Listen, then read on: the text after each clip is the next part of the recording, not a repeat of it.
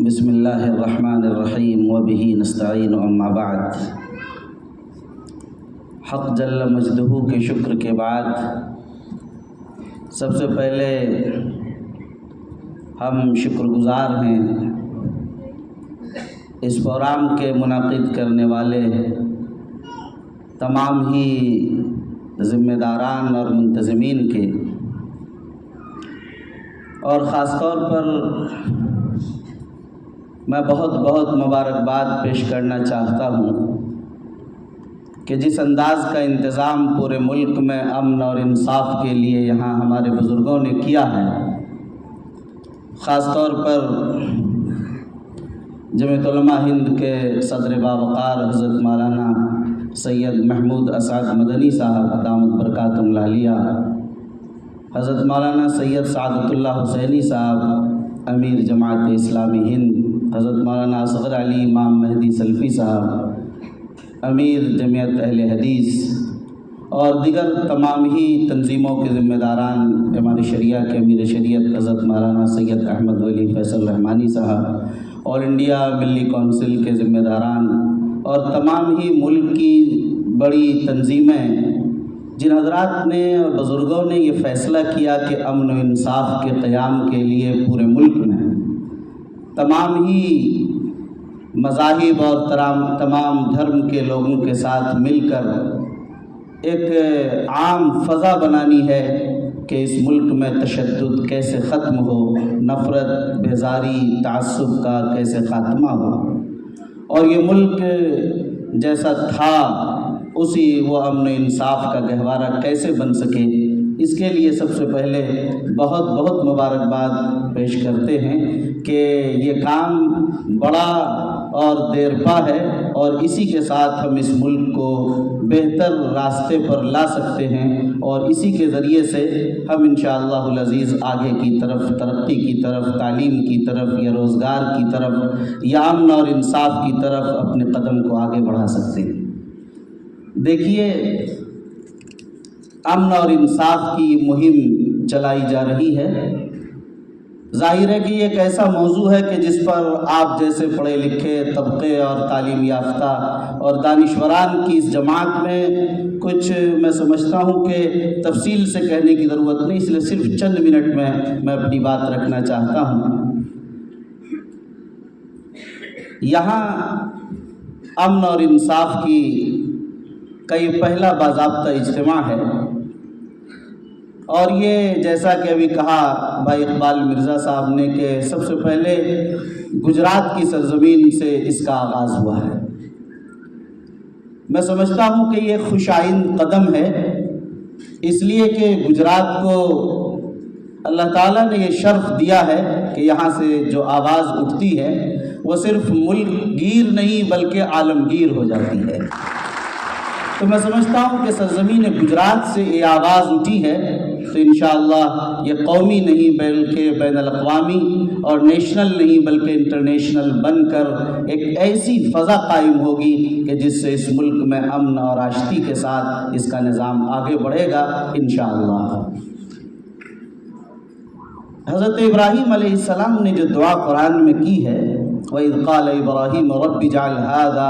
بَلَدًا آمِنًا وَارْزُقْ أَهْلَهُ مِنَ الثَّمَرَاتِ۔ ظاہر ہے کہ ہزاروں سال پہلے یہ دعا کی گئی تھی۔ آپ اگر اس میں دیکھیں گے تو آپ کو اندازہ ہوگا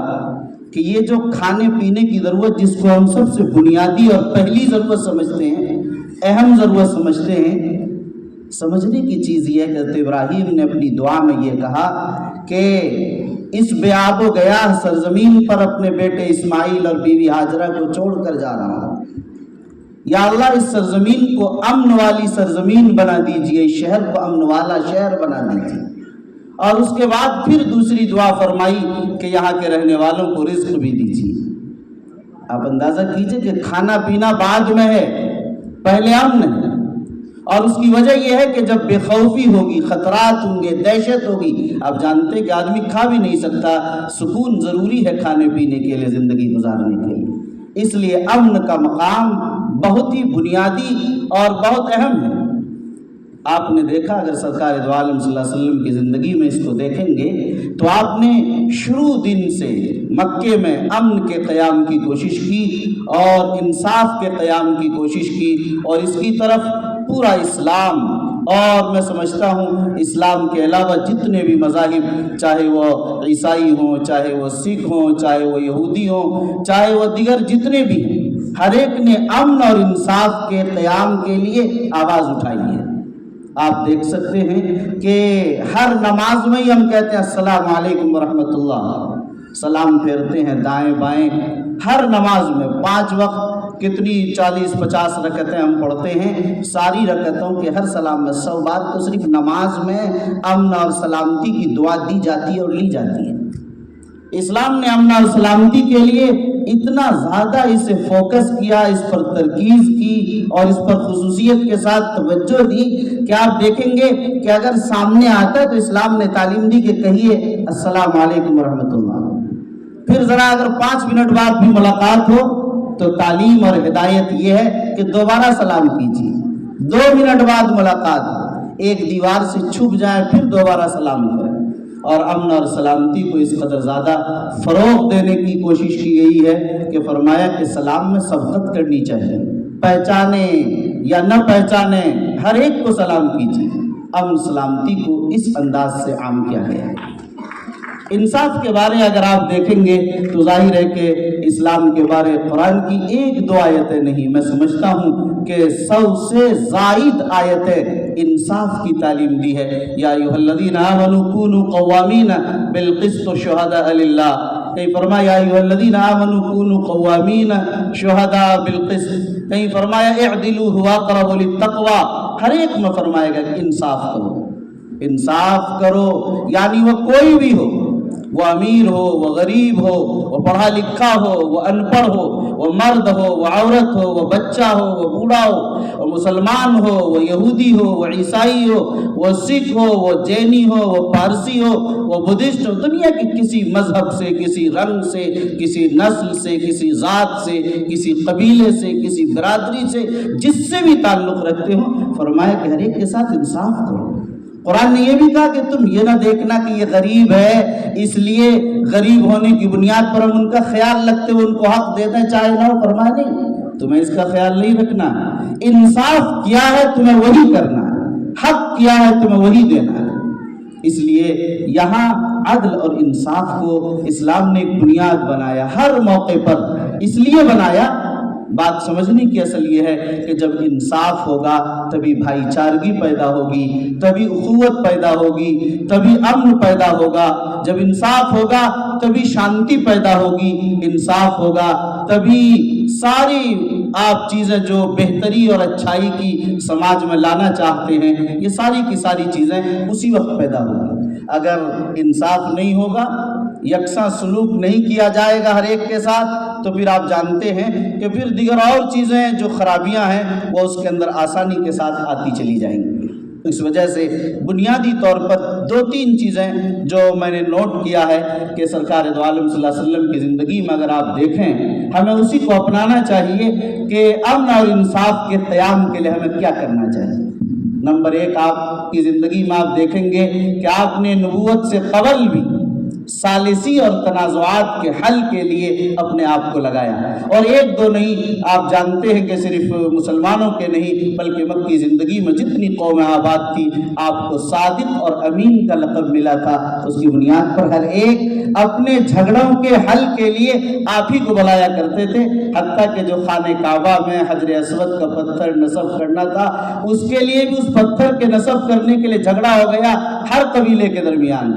آپ کو اختیار دیا کہ آپ جس طرح چاہیں اس کو حل کر دیں، تو آپ نے خود سے نہیں رکھ دیا، چاہتے کر سکتے تھے، مگر تمام قبیلوں کے ذمہ داروں کو بلایا اور ہر ایک کو چادر کے ساتھ الگ الگ پکڑا دیا اور اس چادر پر رکھا اور اس کے ذریعے سے سب لوگ وہاں لے جا کر رکھ دیا۔ تو گویا کہ ثالثی اور تنازعات کے حل کے لیے اس لیے آج پورے ملک میں دارالقضاء، پورے ملک میں محکمہ شرعیہ اور انصاف کے قیام کے لیے اسلامی تعلیمات کے مطابق آپ دیکھیں گے کہ 1-2 نہیں، ہزاروں ہزار سینٹرز قائم ہیں۔ اسی طرح آپ صلی اللہ علیہ وسلم نے عدم تشدد کی تبلیغ کی، کہ تشدد نہیں ہونا چاہیے. یعنی آپ دیکھیں کہ عدم تشدد کے لیے مکمل کوشش کی کہ جارحیت کا جواب جارحیت سے نہیں، یعنی پتھر کا جواب پتھر سے نہیں دیا جائے گا، اینٹ کا جواب اینٹ سے نہیں دیا جائے گا، بلکہ جارحیت کا، سختی کا، ظلم کا جواب بھی صبر کے ساتھ، تحمل کے ساتھ دیا جائے گا، اور اس کا جواب اس طرح دیا جائے گا. دوسری چیز یہ ہے کہ پرامن بقائے باہمی، یہ بھی ہمارے لیے ضروری ہے. یعنی آپ صلی اللہ علیہ وسلم کی مکی زندگی میں اگر آپ دیکھیں گے تو آپ کو اندازہ ہوگا کہ دوسروں کے حقوق کا زیادہ احترام کرتے تھے. یعنی یہ سمجھ لیں جسے ہم ایثار کہتے ہیں، جسے قربانی کہتے ہیں، اپنے حقوق چھوڑ دیں چاہے اس موقع آئے، لیکن دوسروں کے حقوق سے ہم ذرا سا بھی یہ نہ کریں. کبھی ایسا سمجھ میں آئے گا آپ کو کہ ہم نقصان میں جا رہے ہیں، ہم نے مصالحت کر لی، ہم نے معافی مانگ لی، ہم نے غلط کیا. لیکن صلح حدیبیہ کی تاریخ آپ کے سامنے ہے کہ جہاں بڑے بڑے صحابہ بھی یہ سمجھتے تھے کہ آپ صلی اللہ علیہ وسلم نے یہ صحیح فیصلہ نہیں کیا اور ہم پیچھے جا رہے ہیں، لیکن ظاہر ہے کہ اس کی چیز آپ نے دیکھی. آپ صلی اللہ علیہ وسلم کی زندگی میں یہ آپ دیکھیں گے کہ جب مکہ فتح ہوا، سب کچھ آپ کے ہاتھ میں آ گیا، جن لوگوں نے آپ پر اتنے مظالم ڈھائے تھے آپ نے سب کو معاف کر دیا. لا تثریب علیکم اليوم، سب کو معاف کر دیا. ظاہر یہ سب وہ تعلیمات ہیں جسے ہمیں لینے کی ضرورت ہے، اور مساوی سلوک کی بات بھی آتی ہے، یعنی ہر ایک کے ساتھ ایک انداز کا ہمیں سلوک کرنا ہے. اور ابھی بات پہلے آ چکی ہے قانون کی حکمرانی کی، دستور کی حکمرانی کی، کہ اگر اس ملک میں دستور جسے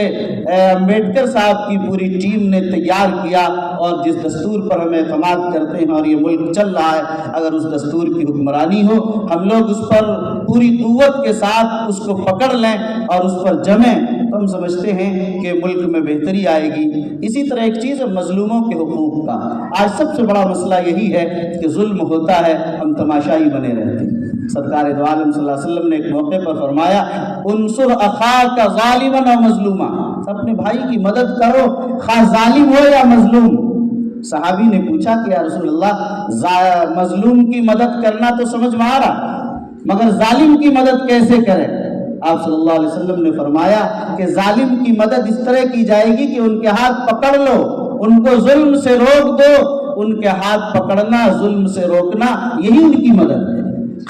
تو ظاہر ہے کہ آپ نے دیکھا کہ یہ وہ بنیادیں اگر اسلامی تعلیمات کا آپ تلاش کریں گے، ایک دو نہیں کافی ساری چیزیں ہیں. رشوت اور بدعنوانی کی مذمت ہمیں کرنی چاہیے، اس کی وجہ سے آپ جو دیکھ رہے ہیں، میں اس کی تفصیل میں نہیں جانا چاہتا. اسی طرح ایک پوائنٹ ہے صلح اور معافی کا، جس کو میں نے اجمالاً ذکر کر دیا، موقع نہیں کہ اس کی میں تفصیل میں جاؤں، کہ صلح اور معافی یہ بھی ہمارے لیے بنیادی چیز ہے، بنیادی کردار ہے. اگر ہم نے ان تمام چیزوں کو، مسائل کو اگر نبی زندگی کے مطابق یہ اپنایا، تو ہم یہ سمجھتے ہیں کہ ہمارے اور آپ کے لیے امن و انصاف کے قیام کی یہ کوشش آگے بڑھے گی، اور اس امن و انصاف کے ذریعے سے اس ملک کو جہاں ہم دیکھنا چاہتے ہیں، لے جانا چاہتے ہیں، پہنچانا چاہتے ہیں، ترقی کی جس دہلیز پر ہم قدم رکھنا چاہتے ہیں، انشاءاللہ اس امن و انصاف کے کارواں کے ساتھ ہم جڑیں، لوگوں کو جوڑیں، اس کی اہمیت، عظمت کی طرف لوگوں کو متوجہ کریں،